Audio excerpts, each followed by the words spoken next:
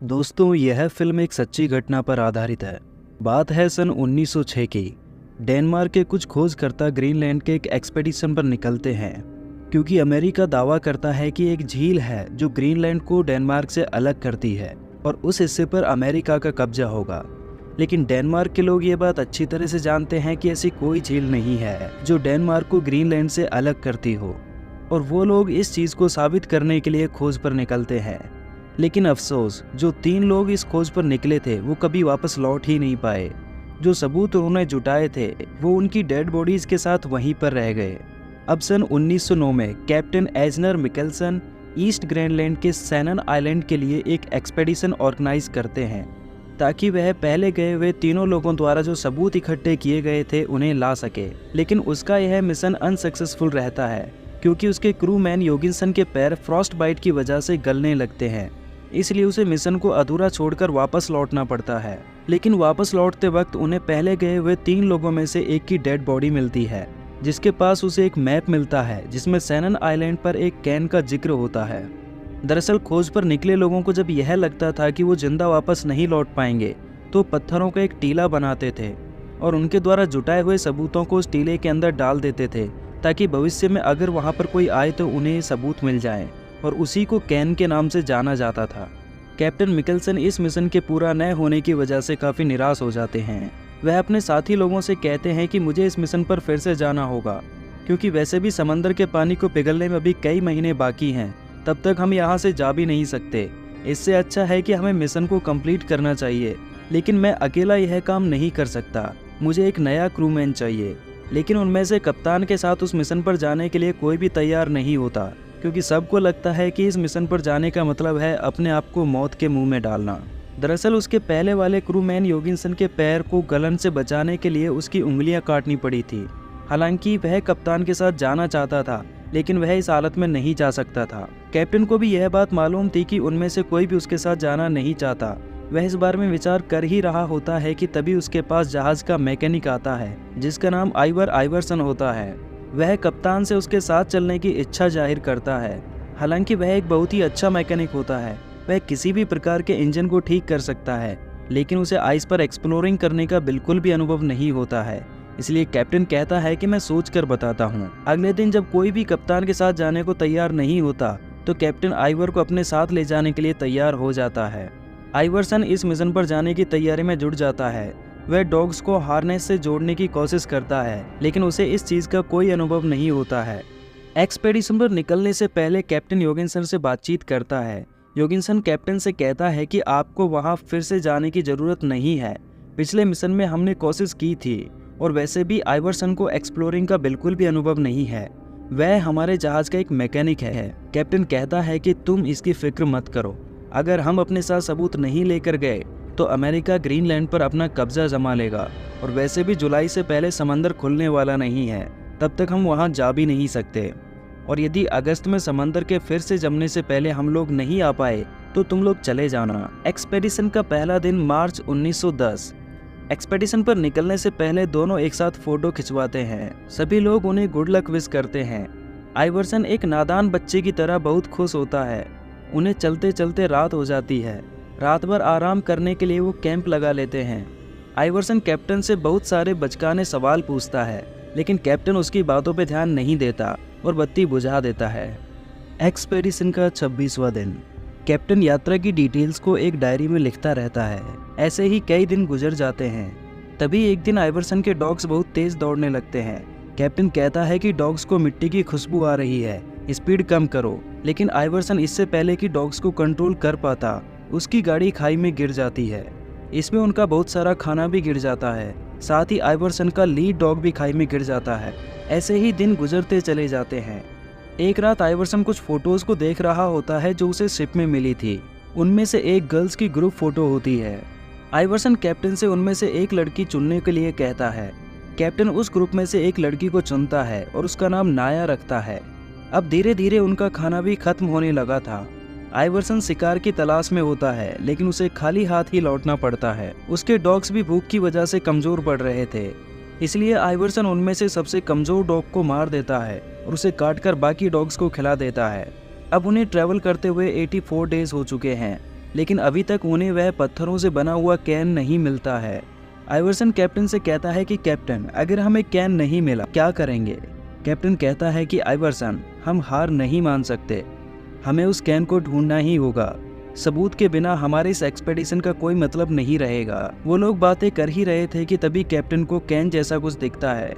वो वहां जाकर देखते हैं, ये वाकई में एक कैन ही होता है। कैप्टन पत्थरों को हटाकर देखता है, उसे उन 3 लोगों द्वारा छोड़ा गया सबूत मिल जाता है। इसे पाकर वो लोग बहुत खुश होते हैं। इसमें लिखा हुआ था कि प्यूरी चैनल नाम की कोई झील हमें यहाँ पर नहीं मिली जो ग्रीनलैंड को डेनमार्क से अलग करती हो। कैप्टन आइवर्सन से कहता है कि ग्रीनलैंड एक है, अमेरिका का इस पर कोई दावा नहीं है और इसके लिए डेनमार्क हमेशा तुम्हारा एहसानमंद रहेगा। अब वो दोनों सबूतों को लेकर वापस शिप तक की यात्रा पर निकल पड़ते हैं। आइवर्सन फिर से शिकार पर निकलता है। उसे एक समुद्री जीव दिखाई देता है। वह उस पर निशाना लगा ही रहा होता है कि डॉग्स के शोर करने की वजह से वह पानी के अंदर चला जाता है। तभी उसे गोली चलने की आवाज आती है। वह देखता है कि एक सफेद भालू ने कैप्टन पर हमला कर दिया है, साथ ही उनके डॉग्स को भी मार डाला है। आइवर्सन भालू पर फायर करता है, लेकिन भालू के नीचे गिरते ही बर्फ टूट जाती है और उसके साथ कैप्टन भी पानी में गिर जाता है। आइवर्सन कैप्टन को ऊपर खींचता है। वो दोनों रात भर आराम करते हैं और अगली सुबह यात्रा पर निकल पड़ते हैं। तभी एक दिन कैप्टन सोचता है कि वो लोग इतने कम खाने के साथ सरवाइव नहीं कर पाएंगे और शिप तक नहीं पहुंच पाएंगे। इसलिए वह सभी सबूतों को एक कपड़े में लपेटकर उसे कैन के अंदर डाल देता है। आइवर्सन हताश हो जाता है। वह समझ जाता है कि उनका मरने का समय आ गया है। सबूतों को वहां छोड़कर वो आगे के सफर पर निकल पड़ते हैं और कुछ ही दिन बाद वो शिप तक पहुंच जाते हैं। लेकिन वो लोग देखते हैं कि वहां पर कोई नहीं है। उनके साथी उन्हें वहीं छोड़कर चले गए। लेकिन जाने से पहले वो लोग उनके लिए जहाज के सामान से एक कैबिन बनाकर गए और उसमें 1 साल का खाना रख कर गए। उन्हें यकीन नहीं होता कि वो लोग उनके आने से पहले चले गए। वहीं दूसरी तरफ हमें डेनमार्क का सीन दिखाया जाता है। योगिंसन और उनके क्रू से पूछताछ की जाती है कि वो उनके लौटने से पहले क्यों आ गए। इस पर वो सफाई देते हैं कि खराब मौसम की वजह से हमारे जहाज के टुकड़े हो गए, इसलिए मौका मिलते ही हमें वहां से निकलना पड़ा। लेकिन हम उनके लिए साल भर का खाना छोड़कर आए हैं, हम एक दूसरा मिशन भेजकर उन्हें वापस ला सकते हैं। इस पर कमेटी के मेंबर कहते हैं कि इस मिशन पर अब और पैसा बर्बाद नहीं किया जा सकता और उनके बचने की भी कोई उम्मीद नहीं है। लेकिन योगिंसन सुझाव देता है कि हम इस मिशन के लिए एक बड़ा इनाम रख सकते हैं और ये काम मछुआरे बड़ी आसानी से कर सकते हैं क्योंकि हमें भी उन्होंने ही बचाया था। लेकिन कमेटी को यह विचार बिल्कुल भी पसंद नहीं आता। वहीं अब कैप्टन व आइवर्सन को ग्रीनलैंड पर 242 दिन हो चुके हैं। आइवर्सन हताश हो चुका है, लेकिन कैप्टन कहता है कि हमें बचाने कोई ना कोई जरूर आएगा। कैप्टन उस गर्ल्स वाली फोटो को केबिन की दीवार पर लगा देता है और नाया को मिस करता है जो कि डेनमार्क में उसका इंतजार कर रही होगी। एक दिन आइवर्सन को एक पुराना ग्रामोफोन मिलता है। वह उसे ठीक करके उसमें गाना प्ले करता है, जिससे कैप्टन नाया को और भी ज्यादा मिस करने लगता है और वह उसे अपने पास लेटी हुई दिखाई देती है। ऐसे ही दिन गुजरते चले जाते हैं। तभी एक रात कैप्टन एक सपना देखता है। वह देखता है कि एक भालू ने उसके बनाए हुए कैन को बर्बाद कर दिया है। जो सबूत उन्होंने वहां पर रखे हुए थे, उनके पन्ने हवा में उड़ रहे हैं। कैप्टन आइवर को जगाता है और कहता है कि हमें वापस जाकर सबूत अपने साथ लाने होंगे। भालू उन्हें तबाह कर सकते हैं, हमें उन्हें वहां पर नहीं छोड़ना चाहिए था। अगली सुबह वो दोनों वहां जाने की तैयारी करते हैं। आइवर्सन कैप्टन से कहता है कि क्या आपको नहीं लगता कि हमें यहाँ एक नोट छोड़ना चाहिए? कैप्टन कहता है कि नहीं, हमें इसकी कोई ज़रूरत नहीं है, हम बर्फ़ के पिघलने से पहले वापस आ जाएंगे। आइवर्सन कहता है कि हाँ, लेकिन 200 मील जाना और 200 मील आना। इस पर कैप्टन कहता है कि ज़्यादा दिमाग मत लगाओ, अब चलो यहाँ से। वो दोनों सफ़र पर निकल पड़ते हैं। कुछ महीने के सफ़र के बाद वो दोनों कैन तक पहुँच जाते हैं। कैप्टन देखता है कि कैन को वाकई में भालू ने बर्बाद कर दिया था। कैप्टन बहुत हताश हो जाता है, लेकिन उसे सबूत मिल जाते हैं और उसकी जान में जान आती है। अब वो दोनों सबूतों को लेकर वापस अपने केबिन के सफर पर चल देते हैं। जैसे ही वो अपने केबिन के पास पहुंचते हैं तो आइवर्सन देखता है कि उनके केबिन का दरवाजा खुला हुआ है, जिसे वो अच्छे से लॉक करके गए थे। जब वो दोनों अंदर आ जाते हैं तो उन्हें वहां पर एक नोट मिलता है जिसमें लिखा हुआ था कि हम 2 लोगों की तलाश में यहाँ आए, लेकिन हमें वो यहाँ पर नहीं मिले। आइवर्सन कहता है कि इससे भी बुरा हो सकता था। कैप्टन को इस बात से चिढ़ हो जाती है। वह कहता है कि हाँ, मैं मानता हूँ कि हमें यहाँ पर एक नोट छोड़ना चाहिए था। ये बात कहते वक्त कैप्टन काफ़ी एग्रेसिव होता है। अब यहाँ पर इनका खाना भी खत्म हो रहा था और धीरे धीरे कैप्टन की दिमागी हालत भी खराब हो रही थी। उसे हर जगह वही फोटो वाली लड़की नाया दिखाई देती है। वह अक्सर उससे बातें करता रहता है। अब उन्हें यहाँ पर 2.5 साल से ऊपर का समय हो गया है। वहीं दूसरी तरफ हमें कैप्टन के दोस्त योगिंसन को दिखाया जाता है। वह अपने सीनियर ऑफिसर से कहता है कि मुझे पूरा यकीन है कैप्टन मिकलसन और आइवर्सन अभी भी जिंदा हैं और हमारी मदद का इंतज़ार कर रहे हैं। हमें उनके लिए एक आखिरी और मदद भेजनी चाहिए। लेकिन उसका सीनियर ऑफिसर उसकी बात से बिल्कुल भी कन्विंस नहीं होता। वहीं दूसरी तरफ हमें कैप्टन और आइवर्सन को दिखाया जाता है।